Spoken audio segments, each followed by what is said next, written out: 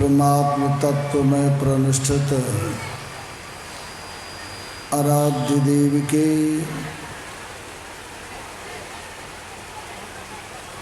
ज्ञान वृद्ध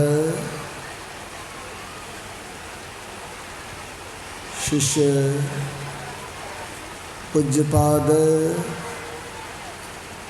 स्वामी अच्युतानंद जी महाराज के चरणों में सत सत नमन। पूज्यपाद स्वामी अनमोलानंद जी महाराज, गुरुनंदन जी महाराज, स्वामी सत्यप्रकाश जी महाराज एवं स्वामी परमानंद जी महाराज को मेरा नमन। उपस्थित आदरणीय धर्म प्रेमी सज्जनों, आदरणीय माताओं एवं भक्तिमती बहनों,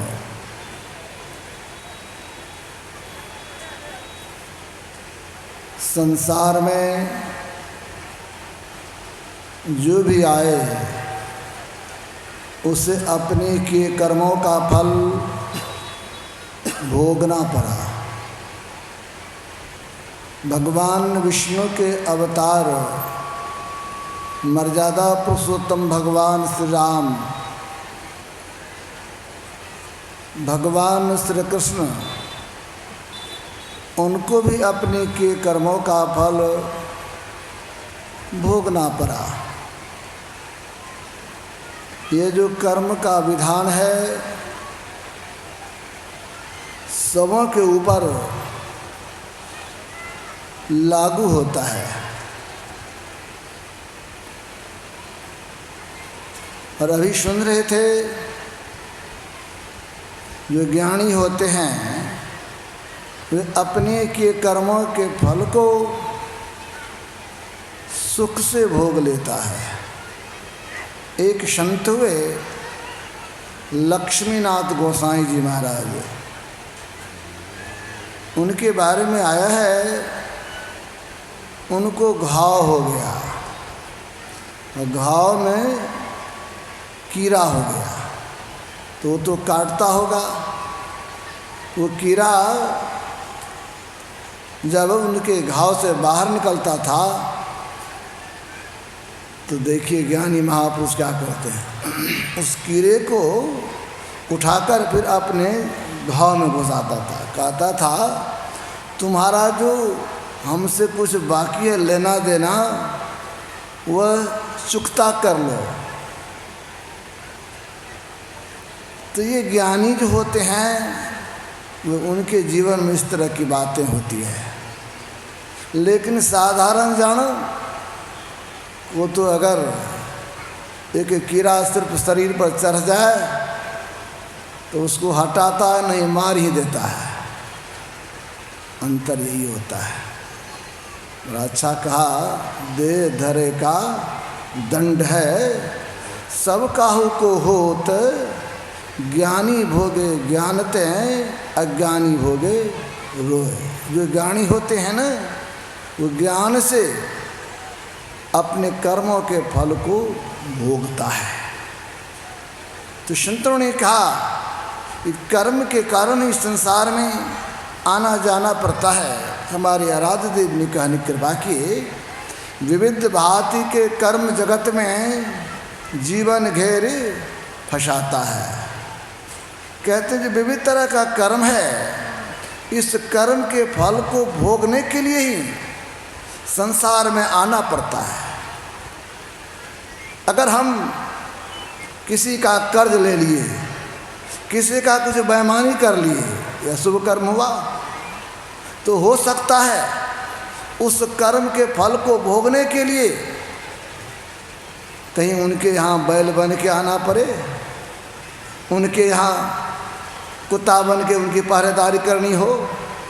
तो समझिए जब तक वह जो कर्म का फल है वह चुकेगा नहीं तब तक वहाँ रहना पड़ेगा। एक अच्छे विद्वान से मेरी मुलाकात हुई तो उन्होंने कहा, बाबा अगर कोई मेरे यहाँ नौकर है तो समझिए वो नौकर मेरा पहला कुछ लिया था, इसीलिए चुकाने के लिए मेरे पास आ गया है, और मैं भी किसी का कुछ लूँगा तो हो सकता है मुझे भी फिर उनके यहाँ जाना होगा, इसलिए सावधान रहने की जरूरत है। हमारे गुरुदेव ने कहने की कृपा किए, संसार में रहिए तो सदाचार पूर्वक जीवन व्यतीत कीजिए, तब तो अच्छी बात है। और ये जो कर्मों का फल है जो हमारे ऊपर आएगा भोग के रूप में, उससे बचना चाहते हैं तो संतों ने कहा, ऋषियों ने कहा, यदि शैल समं पापं विस्तृण बहुयोजनम विद्यते ध्यान योगेन नान्य वेद कदाचर। आप बचना चाहते हैं उस दुख से तो ध्यान कीजिए, ध्यान ही एक उपाय है और दूसरा कोई उपाय नहीं है, इसीलिए ध्यान करने की आवश्यकता है। हमारे गुरुदेव कहने कृपा की, इसलिए क्या करो तो ध्यानाभ्यास करो सद सद ही चातक दृष्टि बनाई हो। कहते हैं ध्यानाभ्यास कीजिए और चातक पक्षी के जैसे एक टक देखते रहिए, तब लखत लखत छवि बिंद प्रभु के ज्योति मंडल दस धाई हो। इसी को हमारे गोस्वामी तुलसीदास जी महाराज ने बड़ा अच्छा कहा, छठ दमशील विरति बहु कर्मा नित्य निरंतर सज्जन धर्मा। आप कर्मों के फल से बचना चाहते हैं, दुख से बचना चाहते हैं, अपने आप को पिंड से ऊपर उठाइए, अपने आप को ब्रह्मांड में ले जाइए, अपने आप को सुषुम्ना के घाट में प्रवेश करवाइए, और उसके माध्यम से जब अंतर में चलेंगे और अंतर में शब्द को सुनेंगे, उस शब्द के सहारे अपने अंतर में गमन होगा, अंतर में चलेंगे और चलकर जब सारे आवरणों को पार कर जाएंगे तब एक कर्म के फल से हम बच जाएंगे। यही उपाय है और कोई दूसरा उपाय नहीं है। इसलिए हम लोगों को सावधान रहने की आवश्यकता है। जब भगवान श्री राम को कर्म का फल भोगना पर अभी आप पाठ में श्रवण कर रहे थे,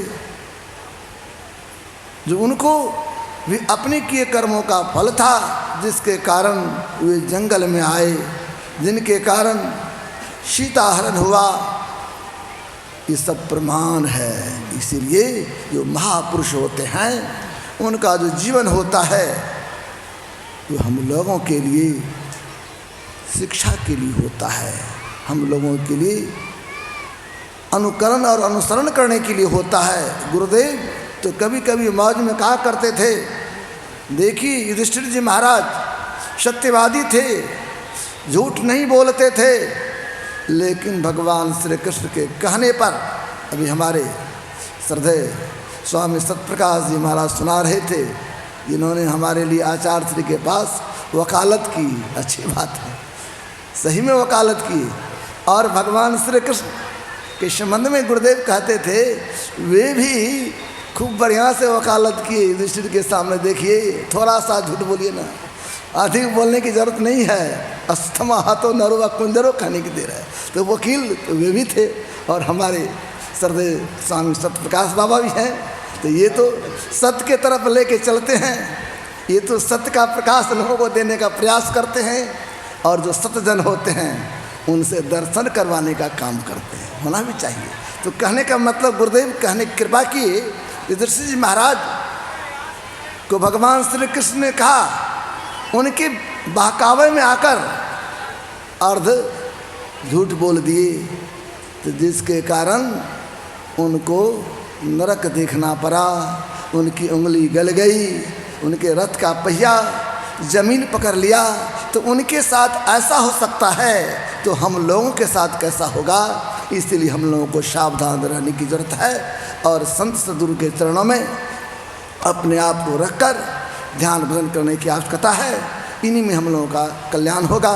हमारे बीच पूज्यजन विराजमान हैं, तो मैं चाहूँगा पूज्यजनों से विशेष सुने। इन्हीं के साथ मैं अपने वाणी को विराम दे रहा हूँ। श्री सद्गुरु महाराज।